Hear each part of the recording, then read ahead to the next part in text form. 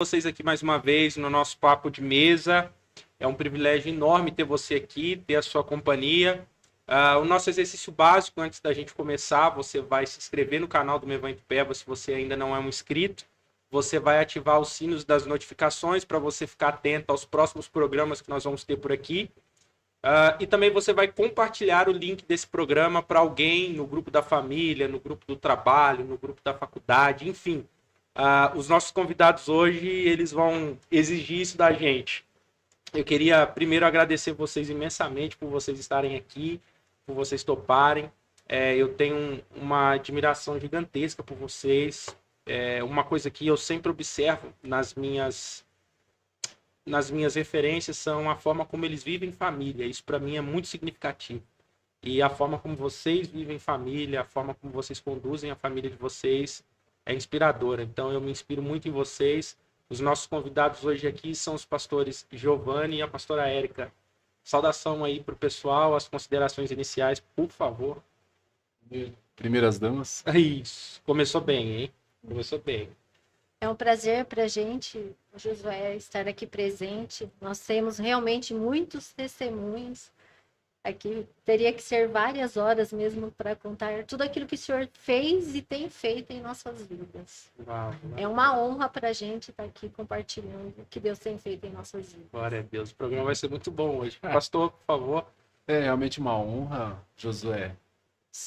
É um privilégio, é uma novidade, né? Nós nunca participamos de um podcast, não conhecemos essa dinâmica, mas já passaram por aqui autoridades, né? Pessoas que têm o que falar e têm conteúdo para, né? Nós poderíamos listar aqui, começando o nosso pastor, mas então é uma honra, um privilégio muito grande participar desse movimento com você, desse podcast e abrir um pouco o nosso coração, falar daquilo que a gente viveu e tem vivido, né, até aqui, e principalmente desse novo tempo, desse momento Mevan, né, esse lugar de recomeço que nós estamos vivendo nesses dias.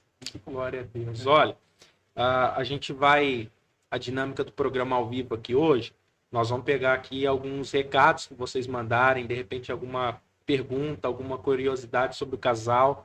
Vocês fiquem à vontade para comentar aqui, tá bom? Eu gosto sempre de começar, como eu disse para vocês, falando sobre a infância, sobre os primeiros passos. Eu acho que isso é uma etapa fundamental na formação do ser humano. É aí que a gente ganha alguns contornos que a gente vai levar para a vida toda. Então, como foi a infância da Érica? Como foi a infância do Giovanni? Para o ímpar. Começo eu. Eu não tenho uma trajetória muito marcante do ponto de vista de lembranças ou de que possa ter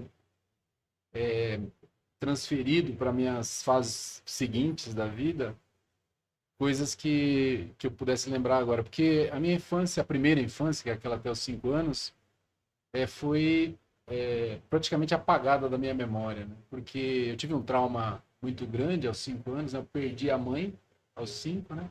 Então ficou só meu pai. E aí, logo, imediatamente depois da minha mãe, eu perdi o irmão, que ela morreu justamente fruto da gestação dele e do nascituro dele. Então teve um baque muito grande na minha família, meu pai se estabilizou muito, né? E aí eu acho que o Espírito Santo, eu creio que o Espírito Santo, ele foi lá e deu uma borrada na minha memória, né? Eu só lembro dos momentos finais ali da minha primeira infância e alguma coisa assim bem embaçada desse período, né? E aí depois eu comecei uma trajetória, né, na segunda infância, que foi uma trajetória nômade, vivendo na casa de um parente, porque meu pai não tinha estrutura para me sustentar, tinha que trabalhar, tinha que, né, viver o resto das outras atribuições que lhe eram devidas, né? E aí eu fui viajando por famílias, parentes, né? Sim. Em geral. Então, casa de primos, casa de tios, às vezes até casa de amigo, sozinho. Morei um período sozinho, com 8 anos de idade, eu morei 1 ano sozinho. Tá brincando? Né? Meu Deus. Meu pai precisava trabalhar, ele trabalhava ele era um comerciante, né, comprador de cereais, então ele tinha que viajar e comprar, fazer as compras. E ele era alocado numa cidade e eu vivia numa outra, que eu precisava estudar, eu precisava de endereço fixo. Então meu pai alugou uma casa de um casal, uma casa muito boa, né, dentro de um quintal, ou no mesmo espaço de um casal de velhos, né? Pessoas já idosas, que os filhos já tinham se estabelecido, só eles dois estavam lá. Então eu era companhia para eles e eles eram companhia para mim. Mas eu vivia sozinho. Eu fazia tudo. Eu fazia minha comida, eu lavava minha roupa, eu ia para a escola sozinho, com 8 anos. Foi um período, uma fase da minha vida que me ensinou muito. Meu Então, Deus isso aí do até os céu. 10, 11 anos, mais ou menos. Até os 12, eu tive essa infância, né? Falando da infância. Então foram experiências que me forjaram ao longo do caminho, Com né? certeza, com certeza. E você, pastor? Eu venho de uma família de 4 irmãos, 3 meninas e um menino. E a nossa família, por 20 anos, caminhou bem, mas depois houve um processo de separação, né? Mas que hoje, depois de Cristo, a gente vê um respaldo na família inteira, de restauração também em cada um das pessoas, mas que não foi uma infância assim muito boa. Mas glória a Deus que agora todos eles, né, estão conhecendo a Jesus e Deus tem feito uma obra na vida de cada um. Nossa, que legal. E assim, vocês sentem que essa infância de vocês, ela trouxe mais benefícios ou mais malefícios para vocês? Por que que eu digo isso?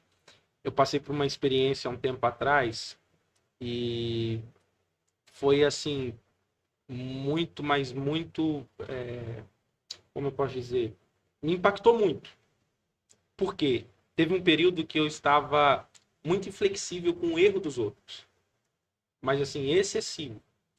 E aí um amigo me observando, a gente trabalhava junto, ele disse assim: você está muito inflexível, cara, com o erro dos outros, com as ausências dos outros.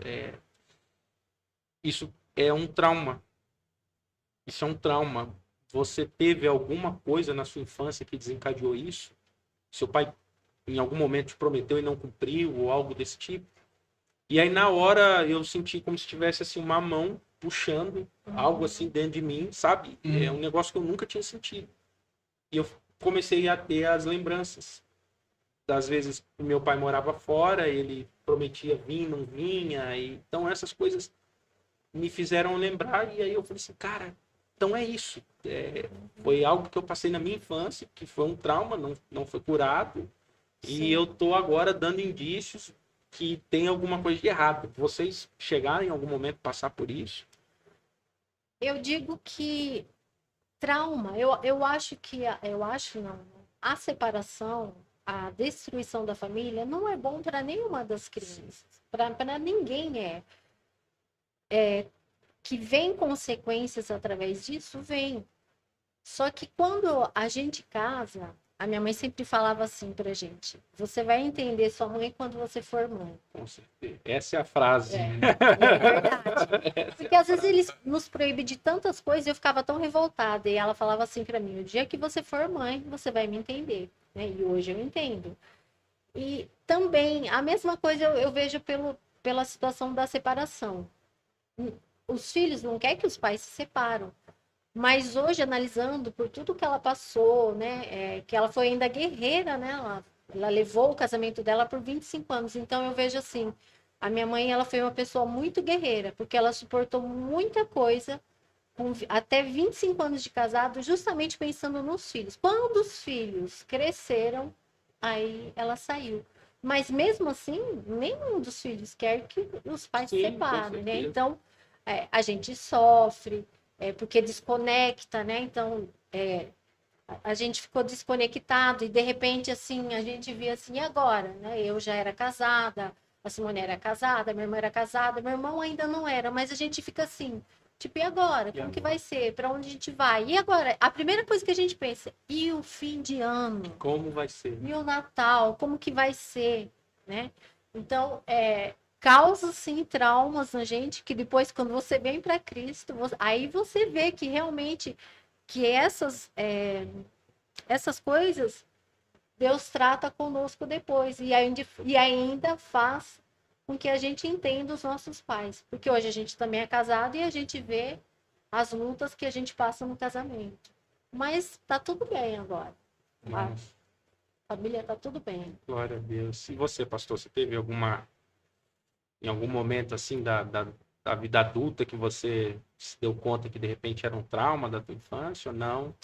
Tive vários comportamentos, né? Comportamentos foram padronizados, né? Com traumas, porque sempre uma vida vivida sozinha, né? Desde da segunda infância, sozinha que eu falo, não sozinha de pessoas, mas onde você amadurece muito rápido, você tem que tomar decisões que você aprende pelo erro e pelo acerto, né?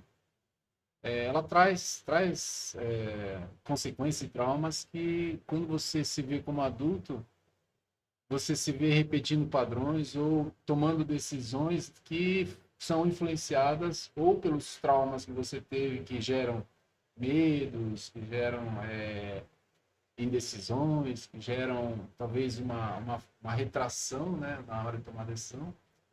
Ou ao contrário, né? Às vezes você é impulsivo, baseado numa experiência que você teve, que você já sabe que aquilo lá, daquele jeito, você já vai para cima, já parte. Então, especificamente, mais era medo.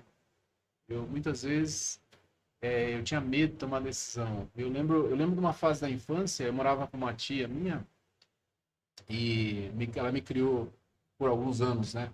Foi uma coxa de retalho, né? Foram pedaços ao longo da história. Às vezes eu tenho dificuldade de pôr uma ordem cronológica nos fatos. Mas eu lembro que eu estudava numa escola, e era uma escola estadual, e tinha uma família que cuidava da escola, aquela família de zelador. Sim. Muito, muito comum isso, né? Hoje eu não sei como é mais, mas na época era assim. Então eu fazia o fundamental, acho que 2, né? Que seria a sexta série, sétima série. Eu era um adolescente. E aí eu lembro que eu tinha, não sei por que cargas d'água, eu tinha ganhado uma bolinha de tênis. Essa bolinha é muito interessante, né? A gente usava aquela bolinha para jogar betes, para brincar, para se divertir.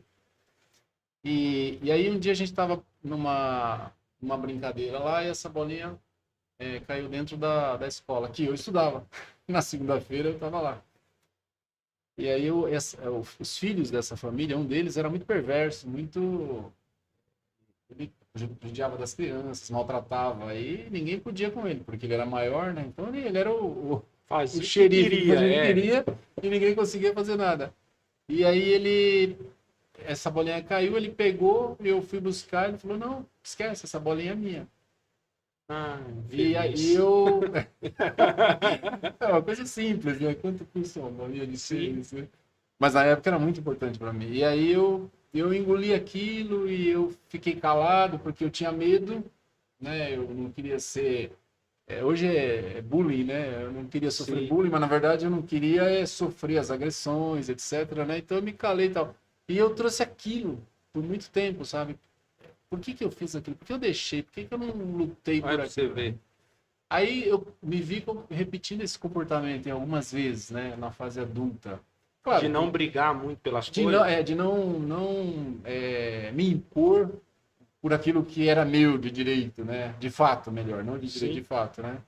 Era de direito naquele caso, porque estava na mão dele. Era de fato meu, mas só era de direito naquele momento. Boa.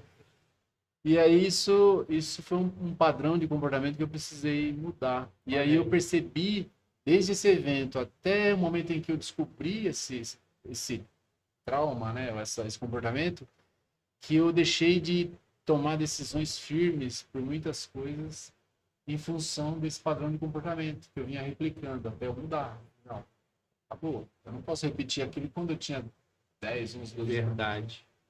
Para você ver, você que está acompanhando a gente aí, todos nós carregamos Sim. esses contornos e é importantíssimo você ter alguém que você dê a essa pessoa os acessos necessários para que essa pessoa, de repente, aponte isso, né? Porque às vezes são comportamentos que a gente julga natural, né? E não sabe de onde vem, não sabe como começou, aonde nós nos tornamos isso, e é extremamente importante, né? Então, pulando isso, quanto tempo vocês estão juntos? Nós nos conhecemos desde 85. Então, juntos, assim, conhecendo, nós nos conhecemos em março de 85. Uma história Eita. engraçada. E nós noivamos em 87. Em agosto de 87, né? Que era aniversário de Casamos em namoro. 81. E casamos em 88. Nós casamos Aceitável 25. os 2 anos de namoro até o noivado, né? 3, né? Vocês foram 3 até o casar, né? casório mesmo. Que legal. E como vocês se conheceram? No ônibus. Brincou. Sério? Sim, a gente, na época, a gente estava perdidaço no mundão. Eu estava indo para um baile de São João. E eu estava em Jundiaí. A Jundiaí. E eu estava sentada no ônibus. Aí ele ia na banda, né? Eu era E pobre. eu descia por Sou- último. Aí ele passou por mim no ônibus, ele viu, mexeu comigo, ele falou, ô loira, como você é linda. Ele mexeu contigo? Mexeu. Rapaz. E aí, ele pegou, desceu, eu olhei, ele era bonitão também, eu falei, uau, as meninas que estavam comigo, todo mundo, uau, né?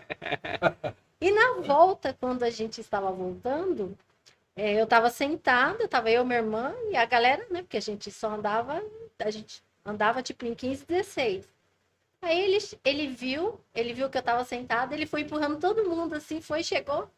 E o rapaz que estava lá conversando com a minha irmã pediu o telefone pra gente. E esse rapaz dormia lá com você, né, Pedro? Tava no mesmo quarto dele, porque ele estava fazendo um cursinho para fazer faculdade. E à noite, ele foi e roubou o meu telefone que eu tinha dado pro rapaz. Você tá brincando. Aí você já começou a corrigir, né? Você já começou a se impor, né? Se impor, me impor, exatamente. Na verdade não foi bem roubar, né? Na verdade, ela falou, não tinha como anotar. Naquela época a gente não tinha celular, Sim. não podia trocar mensagem, etc. Era tudo analógico, né?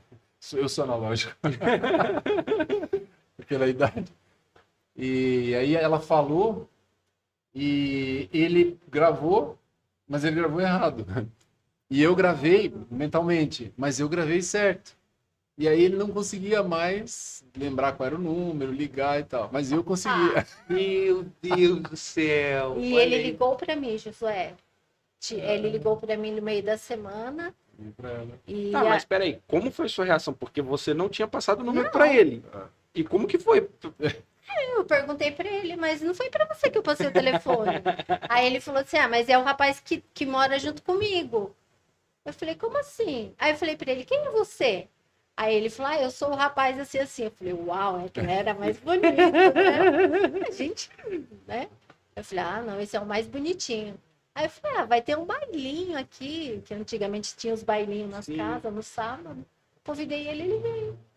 Pediu em namoro e a gente tá aqui até hoje. Olha só. E casados, então, são quantos anos? Só recapitulando? 88 para agora são Pra 30 e 37. que eu não sou Faremos. de exatas, eu sou de humanas. faremos 37. 37 agora. E desse casamento, quais são os frutos? Duas meninas. Duas meninas, Pra quem não sabe, a Mayra e A a Micaele. Micaele, os nossos tesouros. uau. Preciosidades. E eu não sabia, elas são filhas adotivas. São Eu não ambas. sabia. Quando eu cheguei na igreja, eu não sabia. E para mim, e aí é o que a gente sempre fala, que eu volto a falar aqui, isso me trouxe mais admiração. Quando comecei a namorar ele, foi tremendo, porque eu sempre tive o desejo no meu coração de adotar. Mas eu nem sabia que eu não iria depois engravidar. Eu tive um filho, perdi, mas depois eu não sabia também que eu não ia engravidar mais. E aí, quando eu fui começar a namorar com ele, eu coloquei uma causa para ele. Eu falei assim, olha, você quer namorar comigo, você quer noivar, você quer casar, mas eu tenho um desejo no meu coração de adotar crianças. Aí ele virou para mim e falou assim: nossa, é o desejo que eu tenho também. Eu quero adotar também. Eu falei, então a gente vai dar certo. Então a gente tinha o desejo de ter os nossos filhos e de adotar crianças. E aí surgiu a oportunidade de adotar a Mayra. A gente fazia. O G fazia Contrabando. contrabando. A gente buscava computador no Paraguai. O G fazia faculdade. E eu trabalhava, estudava também estava na faculdade. E para ele manter a casa e o apartamento que a gente estava pagando, então a gente contrabandeava computador do Paraguai. E numa dessas viagens, as laranjas que atravessavam o equipamento para mim, e a gente estava sentado esperando o ônibus levar os nossos equipamentos, ela chama Marília, ela falou assim para mim, a gente não conhecia Jesus. Érica, a minha vizinha, ela é louca. Falei, por quê? Ela falou assim, porque ela tem 15 anos, já tá no segundo filho, ela tá de 3 meses e ela tá tomando um monte de remédio para abortar. E você acredita que ela não aborta? Eu fiquei horrorizada. Eu falei assim, o quê? Não, fala para ela não tomar medicação mais. Eu quero essa criança. Aí eu cheguei para ele e falei, Preto, surgiu a oportunidade de a gente adotar uma criança. E nós não tínhamos filhos ainda. Porque a gente estava lidando com tudo isso. Sim. E aí, ele falou, vamos. Só que aí a menina estava de 3 meses e a gente continuou fazendo nossos contrabandos e esqueci disso. Só que quando ela falou para a menina parou de tomar. Só que a gente nem conversou mais sobre essas coisas. E quando a moça estava para ter a Mayra, a Marília me ligou à noite, porque ela que atravessava as mercadorias para a gente. Então, antes eu estava indo já para o Paraguai. E ela me ligou. Eu achei que até tinha acontecido alguma coisa. Ela falou, Érica, tô aqui com a moça que vai dar a criança. Você vai querer? Eu falei, como assim? Ela vai dar mesmo? Ela falou, ela tá aqui do meu lado, tá indo no hospital ganhar. Eu peguei o ônibus, ao invés de ir pro Paraguai, fui. Cheguei lá, ela teve o nenê. Fui no hospital, a Mayra tava toda tadinha. As mães trocava, limpava, mas quando eu cheguei lá, a Mayra tava largadinha, ela toda cheia de fezes. Aquilo me chocou. Falei, meu Deus, você nem para trocar a criança, né? Cheguei, troquei. Aí nisso, o Giovanni, como a gente ia trazer a Mayra, o G foi, pegou meu pai e eles foram de carro para a gente poder trazer a Mayra. Naquele tempo, lá era muito comum ter crianças dentro de casa. Por exemplo, as irmãs dele, algumas nasceram dentro de casa, vizinhas, então era normal ter parteira. E a gente não conhecia a palavra, não sabia como fazer isso, e pegou a gente assim de supetão. Aí meu primo falou assim, que mora lá, como a gente vai fazer? A gente ficou, e agora, como que a gente traz a menina? Como que a gente ia tirar ela do hospital? Aí ele foi com meu pai, aí o meu pai, ele, meu pai e mais o primo dele, Paulo levou o endereço, e foi no cartório, registrar no meu nome. Aí o rapaz falou, mas, e cadê o comprovante do hospital? Ah, ela teve em casa. Então, eles já fizeram certidão de nascimento, e a gente trouxe a Mayra. Às 13 horas, 13, né, que nós fizemos de carro? 13 horas de viagem. A Mayra, como que a rejeição fala no útero da criança. Ela tava a gente trouxe ela no Moisés e ela veio às 13 horas. Moisés, ela pegava meu dedinho assim, ela não soltava. Eu precisava ir no banheiro, ela agarrava com tanta força, ela não soltava. E para mim, aquilo, eu clico bebês, trabalho com criança, e eu falo que as crianças falam. Os bebês falam. Então, naquela hora, eu não trabalhava ainda com bebê e criança. A Mayra estava falando para mim, você agora é minha mãe. Não me solta mais. E aí, a gente trouxe ela. Nossa. Então, disso eu não sabia. Você acompanhou ela, então, desde o nascimento. Eu fiquei grávida da Mayra. Quando a Mayra estava com 1 ano e meio, eu engravidei. Aí eu fiquei grávida, só que eu não sabia que eu estava grávida. A gente fez mudança, ajudei minha mãe a carregar peso. Até quando eu carregava peso, eu falei para ele, eu não sabia que eu estava grávida. Eu falei, nossa, eu tô sentindo tanta dor. E ele falava, aonde? Eu falei, na barriga. Mas por que tá doendo? E, na verdade, eu fiz muito esforço carregando acho que era o terceiro, né? Do terceiro andar as mudanças, mas eu não sabia. E aí eu perdi o meu filho. Ah, Depois da Mari. Depois da Mari. E como que veio a Mica? Aí a Mica, a gente já era crente, e a Mayra sempre me pediu um irmãozinho. Aí eu tentei, mas não sei por que, cargas d'água. Hoje eu entendo. Eu não engravidei mais. Nós fazíamos exames e não dava nada. Não tinha nada que o médico falava assim, mas eu não sei porque não tem nada que impeça vocês de terem filhos. Aí eu comecei a entrar em oração, pedir mais um filho. Aí um dia surgiu, não sei, nem sei como, porque o diabo também sabe. Aí apareceu um cara e ele falou assim: olha, tem uma vizinha, ela vai dar um bebê, vai ter o bebê, você quer ficar com o bebê? Na hora, claro que eu queria. Não estava engravidando, falei, mais uma, eu queria ter filhos mesmo. Aí mas ele foi enviado do inferno. Aí ele tentou extorquir a gente, aí eu comecei a ver que ele começou a pedir dinheiro, então eu falei, peraí, não vai dar. E o dia que eu fui buscar a menina, a gente até acho que chegou a dar, né?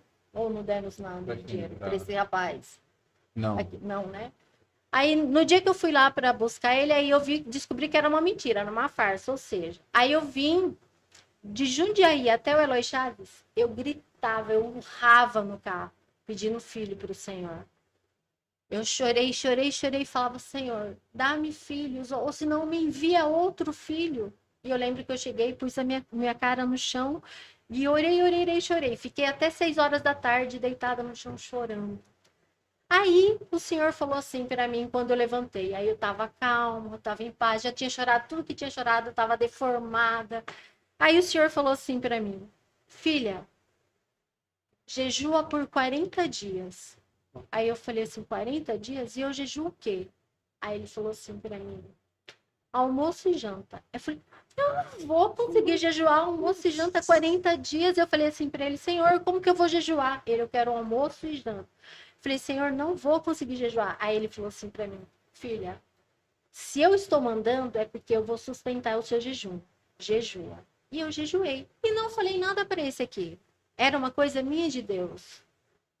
O Senhor falou para mim, não fale nada. Nós passamos por um reencontro. No reencontro, nós estávamos lá e eu estava no período de jejum, já estava no 20º dia. A Maria Menegon, beijo para ti. Ela foi usada pelo Senhor. Ela falou que ela via, que de repente Deus deu uma visão para ela, ela viu um baú de ouro abrindo. E quando o baú de ouro abriu, ela falou assim, que Deus falou para ela, fala para Érica que eu estou enviando uma menina para ela. Uau. E ela se chama Micaele. O que mais me impactou é que ele falou um nome para Maria Menegon. E a Maria Menegon me trouxe. Mas aí eu também, como eu já estava em paz, o jejum coloca nossa carne quietinha, no espero, tira aquela ansiedade. E aí, quando estava no 39º dia, como eu já tinha levado uma, eu estava muito traumatizada, o pai dele ligou para ele e falou assim, Giovanni, tem aqui uma menininha e ela quer doar ela. Você quer ver com a Érica se a Érica quer? Só que faltava um dia para me entregar o jejum, que o dia seria no dia seguinte. Aí o G falou para mim, olha o que o jejum faz com a gente. Eu não fiquei ansiosa, não festejei, porque eu não sabia se era outra de Satanás. Aí eu falei assim, se for de Deus, só que eu não sabia o nome da menina. Se for de Deus, ela vai trazer essa criança para mim aqui amanhã. Porque naquele dia eu ia entregar o jejum. 9h30 da manhã, a Micaele chega nos nossos braços. E quando eu vou pegar a Micaele, qual é o nome da criança? Micaele. Meu Deus. E para você, como que foi essa chegada? Eu já... Claro, ela estava nesse processo todo, né? Eu só via de longe, mas não sabia detalhes, né? Porque era de foro íntimo. Ela e Deus. Viajado, né? Eu passei um período... Deus fez uma coisa interessante. Eu passei um período... Foi a única época da minha vida que eu passei 32 dias fora de casa. né? Nós tínhamos um projeto muito grande e eu fui para Santiago. E eu fiquei em Santiago 32 dias, no Chile. Mas o propósito era outro, né? Para ganhar dinheiro, É, para receber a porque Micaele. era um trabalho muito requeria um conhecimento, né? Requeria uma habilidade e tal, e também gerava muito recurso, né? Então, todo aquele recurso foi investido na Micaele. Então, quando eu voltei, aí logo quando eu voltei, aconteceu esse processo, né? Aí, na verdade, meu pai falou, né? Eu sabia exatamente quem era, qual era a história e tal, né? Aí eu sabia que era o que eu queria, né? Aí eu falei para ela, aí ela falou, então, vamos lá buscar ou manda vir para cá? Não, manda vir para cá. E aí eu liguei para ela no dia anterior, para a mãe, né? Falei, olha, se você realmente quiser abrir mão da tua filha, então você viaja para cá, a gente custeia tudo, né? Tudo, você não vai pagar nada, a gente custeia tudo, você traz aqui, fica aqui uma semana, a gente faz todo o processo, e aí a gente era crente, já não era mais contrabandista, a gente tinha se arrependido dos Tivemos impostos que não fazer tudo pagos. embaixo da lei. E aí aí ela veio, nós procuramos um advogado cristão, e aí teve todo um processo milagroso nessa história, porque normalmente esse tipo de adoção ela é complicada, ela é cheia de entraves, tem um monte de interesses por trás, né? Envolve toda uma hierarquia jurídica.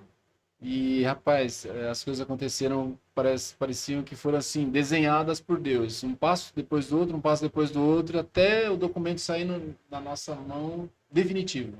E o advogado, por ser cristão, Josué, ele falava assim, vocês sabem sobre maldição, tem que trocar o nome dessa menina, não pode deixar Micaele.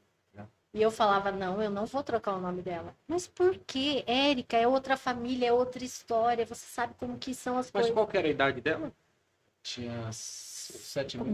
Não, 4 meses. 4 meses. Quatro Então meses. as duas foram bem novas.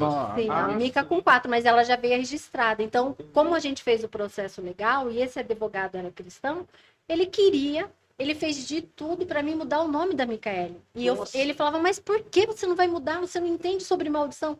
Eu falei, porque quem está enviando essa menina é o Senhor. E ele já me mandou com o nome. Ele já tinha avisado o nome dela. Ele, você é louca. Cara, que coisa. E eu acho isso muito lindo também pelo fato de... Acho que no nosso meio, como cristão, a gente não trabalha uma causa tão nobre quanto essa. Você vê que isso não é difundido no nosso meio, né? E eu tenho até uma amiga que ela foi muito específica, ela é muito específica ainda, assim como vocês. Ela disse, olha, eu tenho condições de gerar, mas eu coloquei como causa que se eu for ser mãe, eu quero ser mãe de um filho adotivo. Então, não quero gerar um por mim mesmo, eu quero adotar uma criança. Então, é uma causa muito nobre. E eu acho que é a pergunta natural que a gente vai fazer, como que foi contar isso para elas? Porque eu acho que é uma missão também bem delicada, né? Como que foi isso? Nós nunca escondemos nada desde pequeno delas. A gente sempre falava assim, você é filha do coração. E a gente sempre falava, você é filha do coração. Às vezes elas iam para a escola e elas voltavam assim, mamãe, quando eu saí da sua barriga, eu falava, peraí, vem cá. Eu sentava elas e eu falava, a mamãe nunca falou que você saiu da minha barriga. Você é fruto do nosso coração. Porque a gente sabia que quando elas entendessem, a gente ia ter que falar a verdade. Enquanto elas não entendiam, a gente privou elas desse choque. Porque causa mesmo, né? Tipo, é o espírito de rejeição mesmo que a gente pegou, mas causa, tipo, por quê? Por que minha mãe me abandonou, né? Então a gente esperou, a Mayra foi muito de boa, tranquila, tudo. A Mayra com 5 anos já sabia, mas ela, quando ela entendeu, de boa, nunca mais comentou. A Mica não, a Mica foi crescendo, crescendo, eu sempre falava. E ela falava assim, eu não entendo, como assim eu sou fruto? Como assim eu sou filha do coração? Mas eu não queria, ainda que eu seja ansiosa, eu não queria adiantar as coisas para ela. Então eu falava assim, Mica, quando chegar o momento, você vai entender. E um dia ela começou a estudar e elas estudavam, elas sempre estudaram em escola particular, a gente sempre ofereceu o melhor para elas. E aí ela nunca esqueço, 6 anos ela tava. Ela chegou, ela teve aula de biologia, tudo, aí a gente tava na mesa, tava ela, a Mayra e o Giovanni jantando no apartamento. Aí ela com o pratinho dela falou assim, viu? Hoje eu aprendi como que faz bebê. Eu falei, é mesmo? Eu aprendi.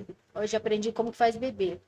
Agora eu só não tô entendendo uma coisa, mãe. Onde entra o coração nisso? Se eu sou filha do teu coração, você ficou com o coração desse tamanho. E foi uma gargalhada. Ai, meu Deus. Mas só naquela hora também, porque depois ela começou a entender. A Mica não, a Mica já não teve a mesma aceitação que a Mayra. A Mayra nem lembra, a Mica não. A Mica, por ser um temperamento melancólico, ela se sentiu, tipo... Reforçou a rejeição. Reforçou a rejeição, porque ela chegava para mim às vezes e eu pegava ela chorando, eu falava, por que você tá chorando? Ela falava assim, eu odeio a minha mãe. Eu falei, por quê? Você não pode odiar. Pensa assim, que se ela não tivesse te dado, eu não teria você. Você não pode ter ódio. Sempre ministrei ela nunca ter, que ela liberar o perdão para ela. Aí ela falou assim, ela me jogou no lixo. Eu falei, não, ela não te jogou no lixo. E aí eu contava para ela que eu tinha orado, que eu tinha jejuado. Hoje ela entende. Mas aí ela passou por um processo muito doloroso que a casa inteira sofreu junto com ela. Mas que graças a Deus ela amadureceu nisso daí hoje tranquilo. E quem lidava com essas questões assim de trabalhar essas circunstâncias que trariam com certeza pela notícia, era mais você, o Giovanni, quem que era? Os dois? A gente se complementava, né? Então eu no papel de pai, né? Porque apesar da minha história de infância, né? Aparentemente sozinho, mas eu sempre tive um pai presente. Ele não era presente fisicamente, mas a referência do meu pai é muito boa, né? Meu pai sempre foi um homem de conselho, né? Indouto, ele não era estudado, né? Mas ele era muito sábio.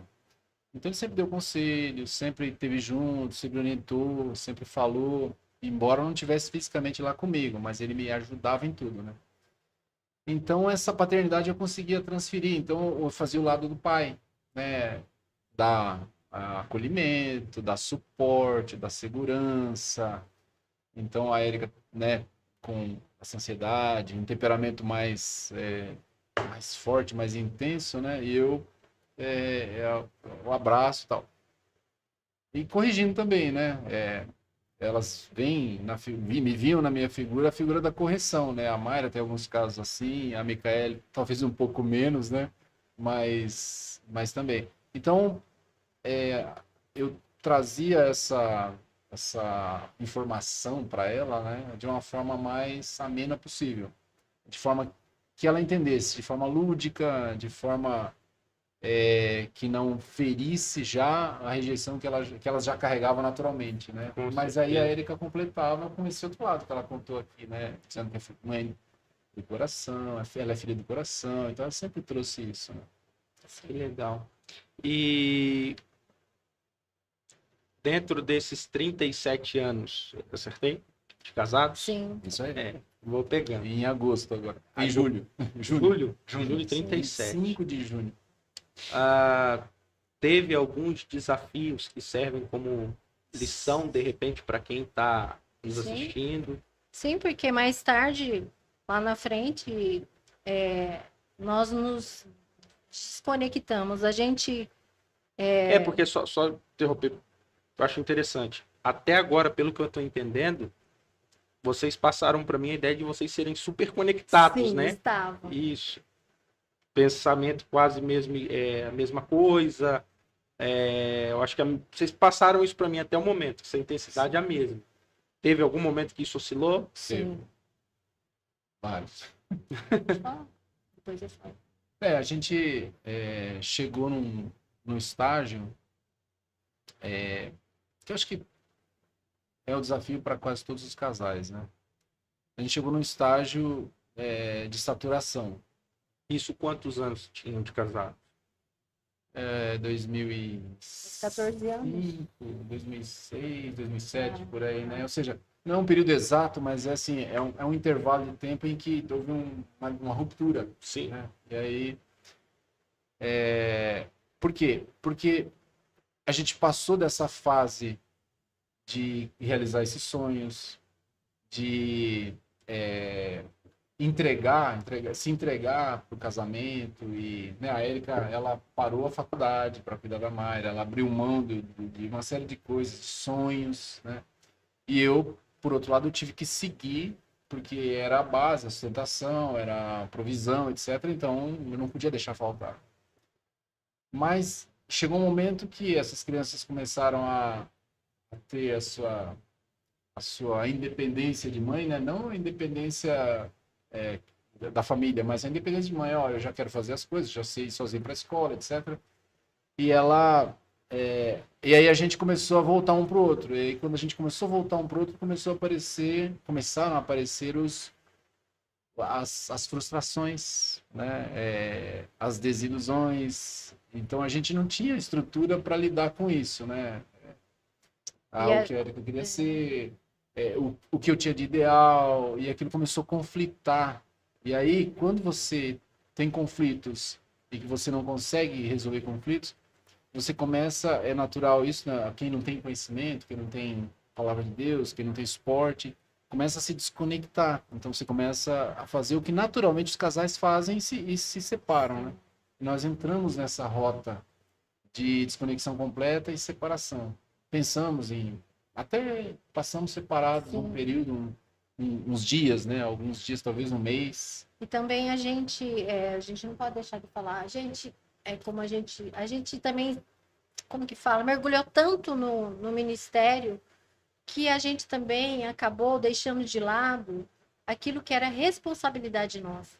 Sabe, porque assim, eu não vou mentir, mas eu cresci assim, entendendo assim, você cuida das coisas de Deus, que Deus cuida dos seus filhos. Isso não existe, isso é mentira, não existe. Acho que é o maior engano que a gente tem na igreja. Que eu sei que não é só a gente que passa por isso. Sim. E a gente ama ganhar vidas, a gente ama trabalhar com vidas, restaurar vidas. E de repente, Josué, a gente se vê com muitas vidas. Muitas vidas. E a nossa casa toda destruída. Então, aí a gente se desconectou das filhas, eu me desconectei deles. E aí veio uma destruição total sobre o nosso lar. Quer ter alguma coisa? Na verdade, a gente chegou a um ponto de ruptura total, né? A ruptura ela não acontece Do dia para noite. quando você toma uma decisão, né? Porque parece que aquele momento é o momento que tudo aconteceu e houve uma ruptura total. Não. A ruptura ela acontece nas pequenas coisas, nos pequenos detalhes, né? Quando você deixa de perceber o coração do outro, né? É muito fácil de perceber quando começam as coisas. Porque é um momento em que você não tem mais aquele sentimento de percepção do que está acontecendo com o outro. Ou, por outro lado, quando aquilo não tem mais valor para você. Ou seja, você despreza o sentimento que você tem pelo outro.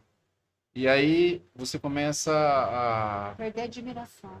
perder admiração, e começa a olhar egoisticamente para os seus próprios problemas, né? E aí as coisas vão como bola de neve, né? Porque aí o diabo consegue uma cunha, né? Uma alavanca, e ele abre uma pequena fresta, ele abre uma brecha, dessa brecha ele abre uma porta, e aí ele entra, e aí você entrega as suas forças, né? E o seu ânimo para o inferno, literalmente. E essa porta entrou depois dessa desconexão, entrou através da minha vida, através do adultério. E um dia, a gente todo desconectado, todo destruído, eu sabia que eu ia para o inferno. Eu nunca esqueço que eu estava na igreja e eu falei para o Senhor, como eu conserto isso? E ele falou para mim, confessa? Eu falei, meu Deus, mas se eu confessar, o que vai virar? Vou perder tudo. Mas quer dizer, já tinha perdido, né? Então, eu vejo a honra de Deus, que quando você se arrepende genuinamente e você volta, você se humilha, você confessa. Eu sabia que eu poderia perder meu casamento, eu sabia, tanto que eu falei para ele. Eu falei assim, Preto, olha, eu posso perder no casamento toda a minha família, porque é uma consequência do meu pecado. Mas porque eu não achava justo eu pedir perdão para Deus, e tipo, Senhor, me perdoa. E não pedir para ele. E não né? pedir para ele, ele tem o direito de me perdoar ou não. Ele podia me perdoar e não querer mais, era o direito dele, então eu sabia que eu tinha isso. Mas como foi Deus que pediu, e aí eu vejo o respaldo do Senhor. Só que aí quando eu contei, aí o negócio se entornou mesmo e destruiu tudo, né? Que é o certo, é o justo. Sim. Na verdade, era a consequência do erro. Mas aí um dia que eu tava assim, bem destruída, porque Deus conhece o intento do nosso coração. E meu coração não queria ir pro inferno. Eu falava, não, o Senhor me deu uma família, minha família é linda. E eu tive um sonho, José. Tive um sonho assim que eu vinha num terreno baldio e tinha uma casa toda destruída, toda em pedaços. E os peixinhos, tinha vários peixinhos todos quebrados. E eu vim em cima assim, peguei os peixinhos quebrados e comecei a chorar. E vinha meu pai, mas agora não era meu pai, era Jesus. Mas aí meu pai vinha, aí ele veio andando sobre os destroços. Aí ele chegou perto de mim, aí eu peguei os peixinhos quebrados, eu falei, pai, ajuda eu a consertar, ajuda eu colar. Ele falou assim, filha, o pecado faz isso, destrói. Aí no sonho ele falou assim para mim, mas eu vou ajudar você. Aí ele pegou e colou todos os peixinhos assim, e me entregou assim um peixinho assim, José, todo colado, pensa assim, tipo um quebra-cabeça. Aí eu olhei o peixinho e falei, mas assim tá feio. Eu falei, olha só, tá tudo, né, tudo desse jeito. Aí ele falou assim pra mim, ele pegou, colocou o peixinho assim no telhado da casa, que foi a única coisa que sobrou. Telhado da casa.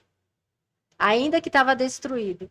Aí ele colocou o peixinho todo remendado no telhado da casa. Aí ele virou para mim, mostrou as mãos assim para mim, e ele falou assim: "O que você vê?" Aí eu olhei, tinha 2 furos. Eu falei: "Eu vejo 2 furos." Ele falou: "Não, você vê uma cicatriz." Aí, nesse processo todo de cura, de restauração na nossa vida, no nosso casamento, é aquilo que o pastor Juscelio fala. A gente conhecia tanto da Bíblia, pregava, tinha uma multidão, mas certificados, diploma, cursos, seminários, fala daquilo que você estuda. Mas cicatrizes fala daquilo que a gente vence. E vencer cicatriz não é fácil. Porque vencer cicatriz, você vencer isso, você tem que vencer a gente mesmo. Porque você tem que se submeter a esse processo de humilhação, de cura. E não foi fácil. Foi 4 anos muito dolorosos para mim. Mas quando Deus colocou aqueles peixinhos quebrados, que hoje eu vejo que é minha casa, e a gente sempre recebeu uma palavra profética de pessoas muito grandes na fé, Danilo Figueira, Mônica Figueira, pessoas muito grandes na fé, ministrou na nossa vida. Até mesmo o pastor Juscelio, quando conheceu, pôs a mão no ombro do Gei e falou: "A sua casa, meu filho, é uma casa de família sacerdotal." E era essa palavra que a gente tinha. Mas de uma promessa até ela se cumprir, nós passamos por processo. E aí a gente teve que vencer, se unir e vencer. Hoje eu vejo as minhas filhas, quando eu vejo a Mica, nós lutamos contra a homossexualidade, todos eles, nós estava tudo destruído. Eu não imaginava, nem eu e ele, que Deus pudesse nos reposicionar. A gente já tinha desistido disso. Que pudesse nos reposicionar como pastores. Só que Deus é tão fiel que quando Ele sabe que você tem um arrependimento, eu sempre falo que hoje os casais que mais nos procuram, Josué, são pessoas que chegam com a casa totalmente destruída. E é automático, né? Vem Atrai. instintivamente, né? Incrível. E chegam, né? Que eu não vou citar o nome, nem sei se estão assistindo, e eles falam: "Não, aqui não tem mais jeito." Eu falo: "Tem. Pior que a nossa não tem." Então, hoje, ver a Micaele, em cima de um púlpito ministrando, a Mayra, né?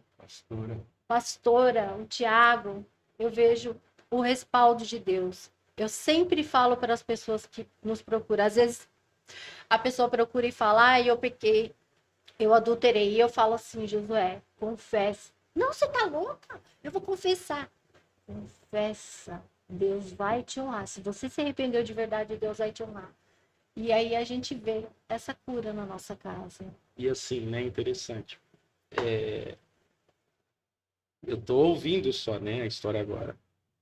Se algum de vocês soubesse dentro daquele ônibus as nuances que a vida de vocês teria, Não, eu acho que o telefonema não tinha acontecido, Não. né?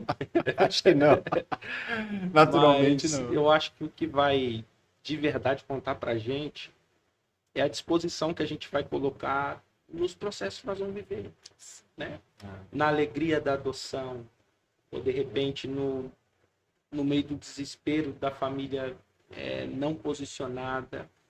Acho que o que vai contar mesmo é a disposição que nós vamos empenhar nisso, né?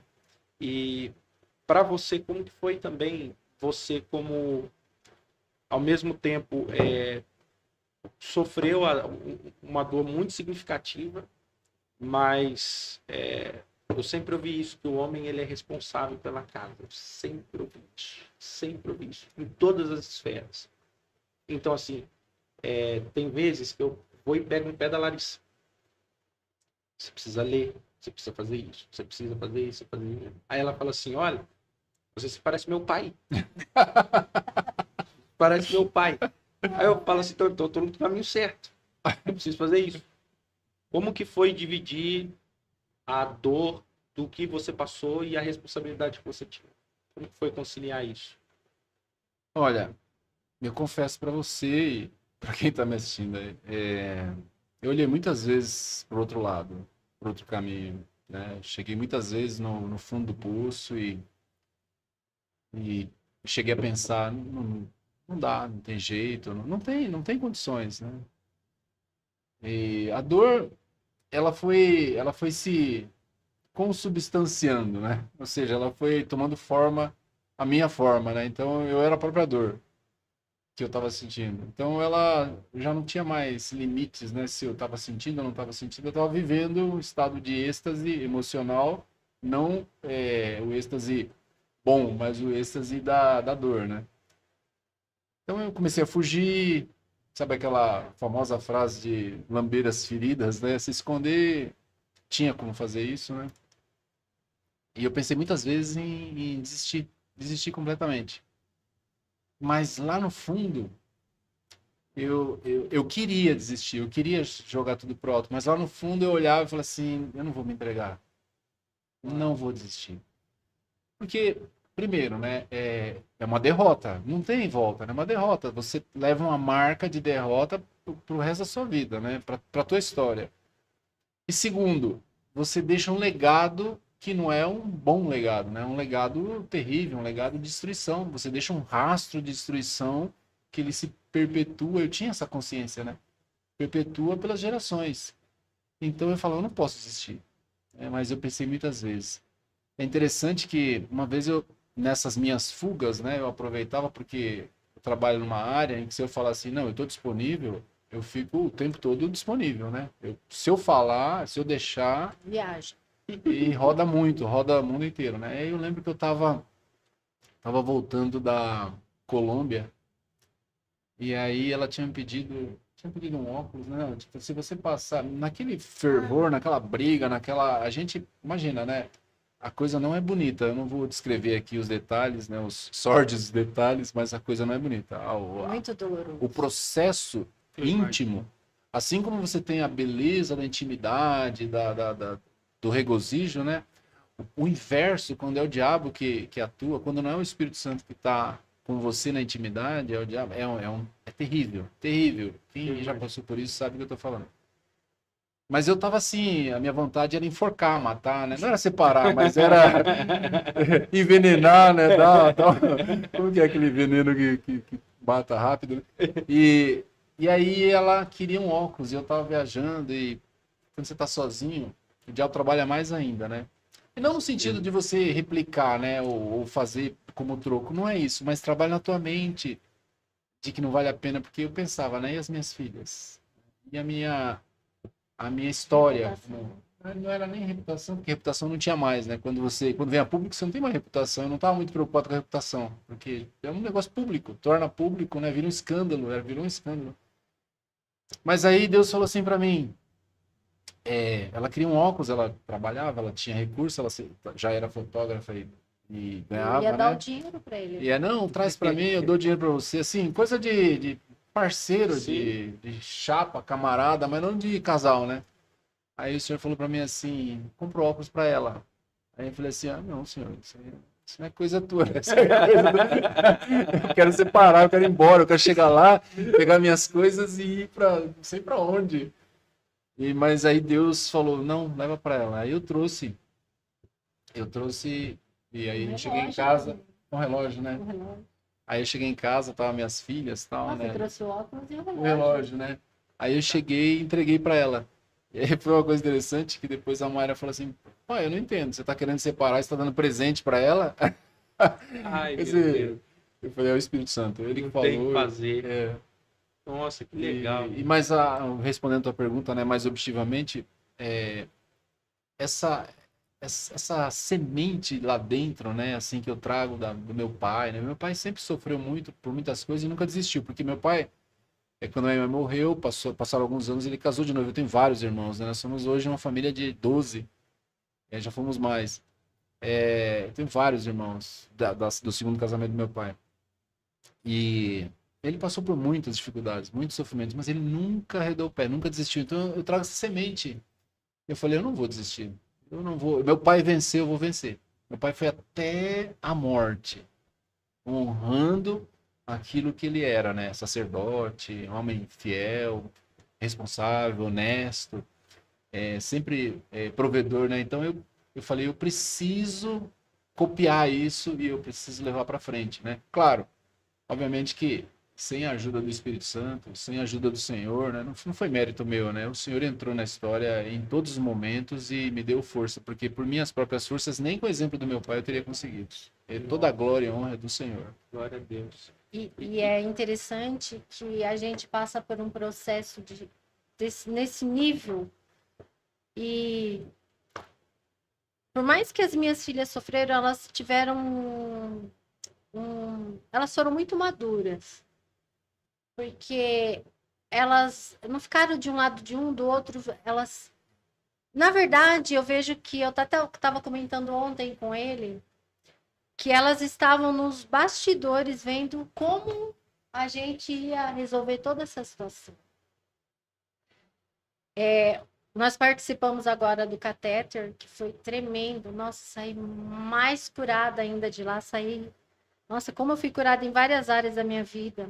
E nós passamos o catéter em família. E no final do catéter, elas vieram até nós, abraçaram a gente, nós nos abraçamos os 4. Que essas meninas falaram pra gente, nos desmontou. E eu até falei para ele, ainda bem que a gente não desistiu. Porque elas falaram tantas coisas, profetizaram, é como se agora a gente falasse assim, se a gente morresse hoje, a gente estava realizado. missão cumprida. Missão estaria cumprida. Mas elas passaram, que mais assim, hoje eu entendo que é um processo de até mesmo elas ajudarem outras pessoas, porque a Mayra pega muitas meninas que vêm perguntar de pais separados, e a Mica também. Então, elas têm maturidade para responder essas meninas, porque elas estiveram nesse lugar. E elas viram como a gente contornou. Então, quando ela vê um casamento desmoronando ou se dissolvendo, a primeira coisa que eu vejo elas fazerem, e isso me traz muita honra. Eu vejo elas falando, não, que o filho fala, eu não quero que você tem que, seu pai tem que separar. Ela, não, Deus restaura, sabe? Uau. Então, hoje eu vejo que Deus permitiu também, porque é todo esse processo em nossas vidas, para que elas fossem maduras hoje para lidar com essas pessoas. Literalmente, hoje eu estava comentando com o G, Eu estava lendo o Salmo 103, que diz assim, que bendiz a minha alma, né? Lá não sei se no versículo 4 diz que ele nos resgatou da morte e nos coroou com graça e misericórdia. Eu falei para ele, Preto, Deus fez isso com a nossa casa. Ele nos resgatou porque era uma destruição total, era todo aqueles quebradinhos. Então ele permitiu hoje, hoje as nossas vidas é toda emendada. Se a gente visse com os olhos de Jesus, você ia ver a gente remendado, né? Todos, a Mayra é remendada, a Mica é remendada, mas são cicatrizes de autoridade que Deus nos delegou para curar outras pessoas nessa área. Então eu vejo essa maturidade nas meninas, foi muito bom. Que história, né? Eu tô aqui maravilhado e pensando, volto a falar, pensando na cena do ônibus e como que tudo isso começou. Como tudo isso começou. Eu acho que para a gente finalizar, eu acho que seria bom a gente falar no final de todo esse processo, como vocês chegaram no Mevan. Foi essa chegada, o que isso trouxe de novo já para essas águas aí que já estavam movimentadas, como foi isso? Sim, a gente tinha passado pelo processo de SOS Casais com Josué Gonçalves e a gente já tinha sido curado. Porém, a gente estava um zumbi, morto, porque a gente não acreditava mais que aquilo que os pastores, o Luiz Hermínio, o nosso pastor Misa fala, né? Então a gente não se sentia mais provável. Nós nos sentíamos, aprovados por Deus. Isso não cabia na nossa cabeça. Eu não esperava. E a gente nem foi. Um dia eu fui fazer o ensaio da Jéssica e do Rafa. Era para a gente fazer em Indaiatuba. E a gente, não sei por que, cargas d'água. E o Misa já estava, acho que tinha convidado você para ir lá, né? Ele tinha mandado mensagem. O Misa estava aqui no Brasil e chamou o G para ir na casa dele, porque eles são amigos há muitos anos, né? Aí não calhou da gente não ir, como a gente estava assim meio desanimado na fé, né? E as meninas também estavam todo mundo desconectados, parado, né? De Deus daí. E também a gente, né? Aí a gente fecharam lá em Indaiatuba, aí a Jéssica Estela me mandou uma mensagem e falou, Érica, não vamos poder ir em Indaiatuba, vamos ter que fazer o ensaio na casa na chácara de um amigo nosso. Quando nós estamos entrando na chácara, eu falei, mas peraí, aquele amigo nosso também. Ah, foi assim. Foi assim.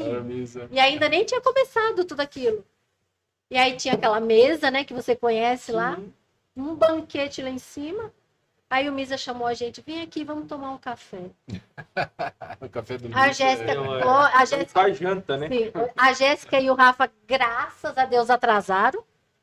O Misa só fez assim, com aquele jeitinho dele que você conhece. Pôs a mão na mesa e falou assim, a unção que tem de cura, né, sobre o Mevan, sobre o ministério. Ele pôs a mão na mesa assim, ele só falou assim, como é que vocês estão, meus amigos? Aí eu tava assim, já desmontou. E aí um monte de coisa. Aí eu tô bem. E nós ficamos das 3 da tarde até meia-noite. E o Misa, ó.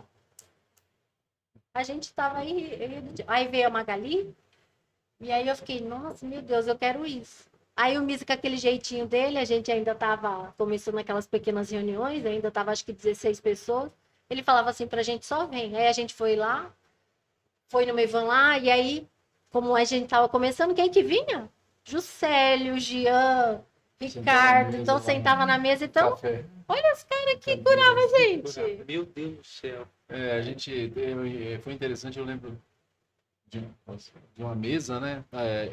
A gente começou a frequentar Campinas porque o Misa falou assim, olha, nós estamos indo para Campinas. E a Magali falou, não, precisamos ir lá. E ele falava assim, eu não vou ser pastor. Precisamos ir lá, porque lá, você precisa ir ver, porque os pastores lá são assim, são assados, falava muito, né? E aí nós fomos.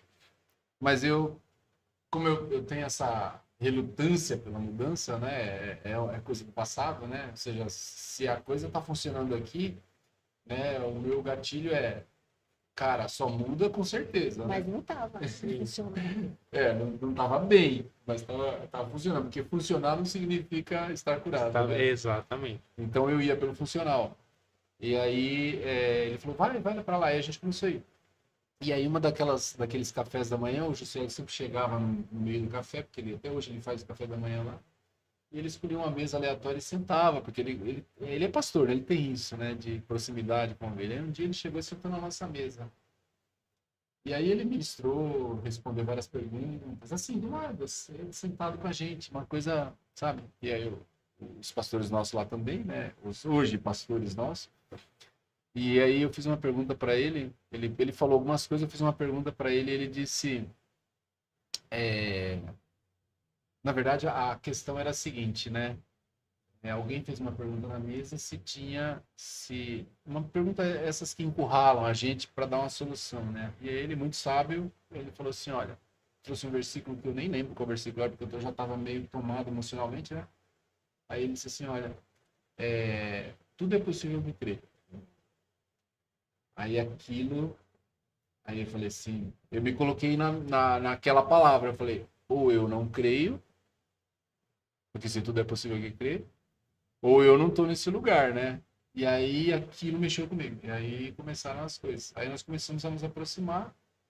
E aí veio toda a história, né? Aí fomos para lá, nos lembramos lá, nós saímos pela porta da frente, né? É muito importante dizer, o nosso pastor, a gente tem um respeito muito grande pela igreja que salva, os nossos pastores, né? O pastor Narciso, pastor Jonas, pastor Fernando, os pastores daquela igreja, dentro da sua capacidade, da unção que eles carregam, eles nos ajudaram em muitas coisas. E nós somos muito gratos. Nós temos, assim, amizades até hoje, né? Então, eu cheguei, era um pós-pandemia, né? Tava tudo voltando, e aí eles começaram com os novos encontros, e um dos encontros eu fui lá e conversei com o nosso pastor, com o senhor Jonas, né? Contei toda a história para ele, pastor, tá acontecendo assim, a gente tá desconectado, o meu genro tá se perdendo, o Thiago tá se perdendo, né? Não tem mais referência, minha filha tá indo com ele, a Micaele não tem. E a gente começou a ir para essa igreja e eles começaram a aglutinar e serem tocados. E só eu tô aqui, o coração deles não tá aqui, eles estão todos lá. E aí ele falou assim para mim, ele, claro, com muita relutância, porque ele é um pastor, né? Com certeza. Pastor e Gera pastorzão, braço né? direito, E aí ele falou assim, olha, é com muita dor no coração que eu falo isso para você, mas eu falo para você, você tá fazendo a coisa certa, vai. Se é pela tua família, vai. Então essa é a nossa história de chegada no Mevan, né? Já conheci o pastor Misa de muito tempo, né? E aí a gente hoje, né, nem sabíamos que íamos ser o dia do pastor. Hoje nós somos Aí ele foi ungidos, né? nos curando, né? Foi levando a gente para a salinha, aquela salinha lá. Você já passou naquela salinha, né? O trabalho do pastor Misa e da pastora Thaís. Passamos umas 2 vezes naquela salinha, ou umas 3, né? E a gente passou naquela salinha. E ele foi nos reposicionando. E, nossa, eu louvo a Deus pela vida deles. Ontem ainda eu dei um abraço tão forte nele. Eu falei, pastor, obrigado. Obrigado, obrigado. Obrigado, porque eu recebi tanta cura nesse catéter, sabe? E eu só tenho palavras para agradecer o que ele. Porque, na verdade, eles foram instrumentos para reposicionar também os nossos filhos, porque ele foi principalmente. reposicionando um a um. Glória a Deus. Gente, eu preciso agradecer vocês pelo tempo que vocês destinaram para a gente aqui. Foi muito bom sentar aqui, conhecer um pouco mais da história de vocês, saber o que Deus fez, o que Deus está fazendo aí. E acredito que vocês encorajaram aí uma centena de pessoas com a história de vocês. Glória a Deus. Eu queria que vocês deixassem as considerações finais, os agradecimentos aí. Mais uma vez, muito obrigado, tá? De verdade. Eu queria dizer que hoje o que mais a gente pega hoje, que a gente está vendo, são famílias desestruturadas. Eu quero dizer para você que está assistindo esse podcast, não desista. Ainda que tua casa esteja desmoronada, esteja destruída, ainda que teus filhos estejam nas drogas, até isso nós temos visto o Senhor restaurar. Não desista da tua família. Pague um preço com oração, com jejum, porque você restaurar a tua família exige também a você. O pastor Misa sempre falava pra gente, agora cada um, como que foi aquela frase que ele usava? Ele falava assim, cada um vai ter que engoliu o seu sapo. Tipo assim, não existe razão na reconstrução, porque assim, Deus, ele é restaurador, ele conserta, mas para ele consertar, os dois têm que morrer e enterrar o passado lá atrás, e é daqui para frente. Exato. E aí construir uma restauração de respeito e fé, porque precisa fé, porque tem dias que o diabo vai pintar um cenário para você, né, Preto? Quantas vezes? Ontem nós viemos chorando no carro, nós saímos do catéter e a gente falou assim, ainda bem que a gente não desistiu. Mas também é aquilo que você falou, se nós soubéssemos que nós iríamos passar por tudo isso, Deus não conta o filme, né? Ele só conta o final, ele não conta o caminhar. Exatamente. Eu realmente sou muito grato a Deus, muito grato ao que Jesus fez por nós na cruz, muito grato porque o Espírito Santo nos conduz de uma forma tão doce e encorajadora. Mas eu também agradeço muito as pessoas que nos tocam. sim, As pessoas que nos tocam com propósito, que olham pra gente e enxergam algo, como sempre o pastor Misael, eu não quero ser piegas aqui, né? Não quero também transformar isso num clichê, mas ele sempre diz o seguinte, né? Eu não olho para você no que você é, eu olho para você no que você vai se tornar. Então isso traz um gás, um fogo dentro da gente que realmente aviva o Espírito Santo que tem dentro de nós. E eu até falei, né? A gente sempre disse isso, talvez mal interpretado, né? Algumas pessoas talvez tenham interpretado erroneamente. A gente sempre disse, olha, nós não imaginávamos chegar aqui, a gente não buscava isso mais. Nós estamos com uma trajetória já muito longa, né? Mas aprove a Deus fazer isso, né? Nos abençoar, nos reposicionar, nos ungir com essa incumbência, né, pastoral, já nessa altura da vida, né? E aí eu sempre lembro de Josué, capítulo 14, né? Os versículos aí, acho que do 8 em diante, aonde ele fala assim, olha, desde o dia em que Moisés nos falou lá em Cades Barneia, né? Sobre a terra.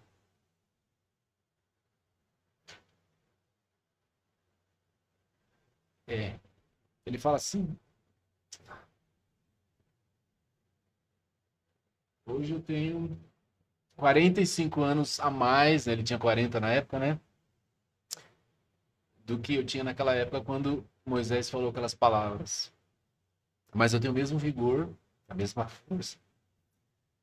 Mas eu talvez não tenha o mesmo vigor, a mesma força física, mas eu tenho certeza que a mesma força espiritual que o Senhor plantou lá quando Ele arrebanhou a gente, né? Quando Ele conquistou a gente para Ele, quando Ele nos resgatou, nos salvou, eu creio que Ele dá essa força para a gente. E hoje eu me vejo nessa situação. Conquistar a terra, Hebron é nosso. Não vai mais chamar terra dos anaquins, né? Tenho certeza que Tupéva é nossa. Não vai mais chamar terra dos corruptos ou dos demônios, dos bandidos. E eu espero que isso impregne a nossa casa, a nossa igreja, o nosso povo, essa cidade, nós possamos realmente viver isso que tem sido profetizado nos púlpitos, que nós temos recebido, né? Homens de Deus têm falado acerca disso, e que nós vivamos essas verdades e essas promessas e essas profecias que têm sido lançadas sobre a nossa casa, sobre a nossa igreja e sobre essa cidade. Esse é o meu... Gente, mais uma vez, muito obrigado, viu? Foi um tempo Foi maravilhoso. uma honra. E que a gente tenha mais tempo aí, mesmo que não seja diante das câmeras, com um cafezinho, e vai dar tudo certo. Com certeza. Gente, vocês que estão aí também, muito obrigado pela companhia de vocês até agora. Foi um tempo maravilhoso e eu acredito que o Senhor trabalhou muito na edificação da fé de vocês. Que você use desse material também para continuar ouvindo o Senhor, reveja esse vídeo, né? Divulga aí com seus amigos, deixa Deus usar você para levar essas verdades que foram ditas aqui. Tá bom, gente? Fique com Deus, Deus abençoe vocês.